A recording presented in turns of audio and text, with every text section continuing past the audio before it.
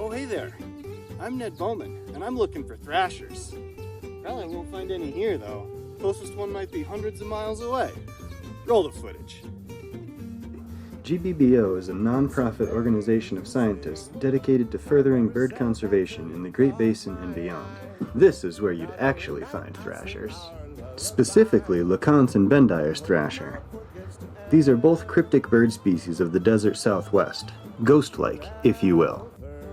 Both of these birds are experiencing major population declines, more than 60% total population loss since 1970 for both species, and are listed as sensitive species by several federal and state agencies. Owing to their sneaky behavior, there are still major knowledge gaps in their basic life history. Essentially, scientists do not have all the information needed to protect them.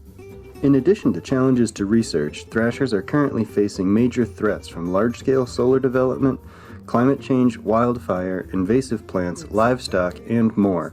GBBO is actively involved in new research to address these issues in the newly established Aviquame National Monument in southern Nevada.